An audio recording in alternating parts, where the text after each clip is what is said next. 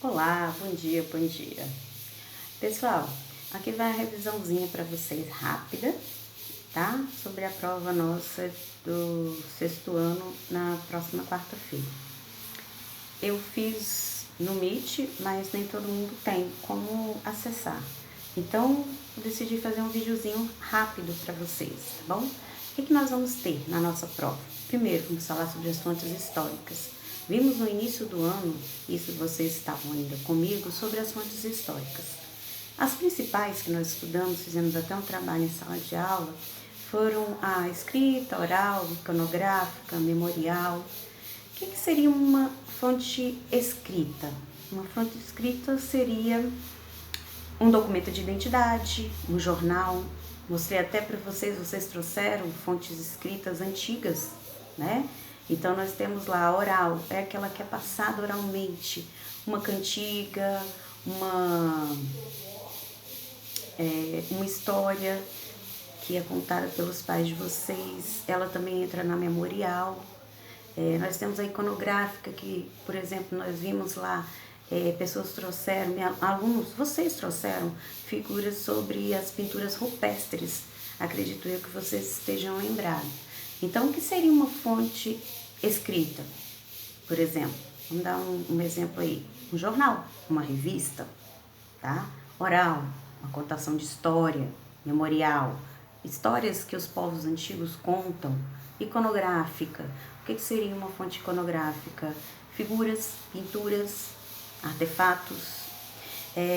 Que mais que vai cair na prova de vocês? Charles Darwin.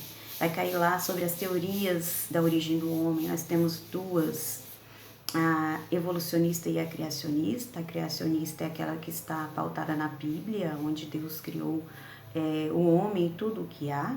E a evolucionista, onde Charles Darwin, um cientista, ele acaba passando que o homem ele veio de uma seleção natural. Isso ele fala no seu livro A Origem das Espécies. O que seria essa seleção natural, professora? Seria a hereditariedade, as gerações que vieram. Muitos livros de história trazem lá o homem que vai evoluindo segundo o tempo, né? Então, a seleção natural que ele vai vindo, que ele vai tendo, as características dele, elas vão evoluindo com o tempo. Então, Charles Darwin fala assim, nessa teoria que é chamada de teoria evolucionista. O outro, a chegada do homem à América. Como é que o homem chegou à América? O homem ele veio pelo Estreito de Bering, que acabou se congelando, então ele passa lá da Ásia para o continente americano, certo? E temos lá o Clovis, que ele traz, a teoria dele traz que o homem chega à América por volta de 11.400 anos atrás.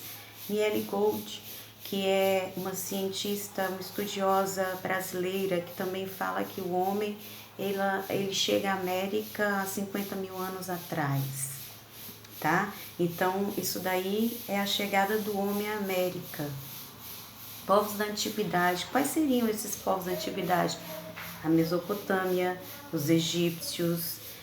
Dentro da Mesopotâmia, o que você vai pegar para estudar? Você vai ver qual o significado da palavra Mesopotâmia. Significa entre rios. Ela era uma extensa faixa de terra que estava entre dois rios, o rio Tigre e o rio Eufrates. E com isso daí, eles puderam então basear a sua comunidade, a sua civilização ali na economia agrária. É isso que vocês têm que colocar para estudar.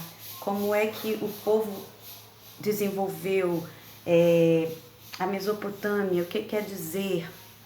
Quer dizer, entre rios, terras que estavam entre dois rios, o rio Tigre e o rio Eufrates.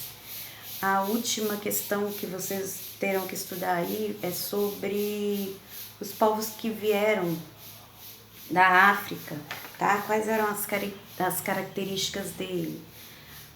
Sabemos que os principais grupos africanos da antiguidade foram os núbios, foi o reino de Cush, foi os etíopes e os egípcios. Essas daí foram as principais civilizações da antiguidade da África.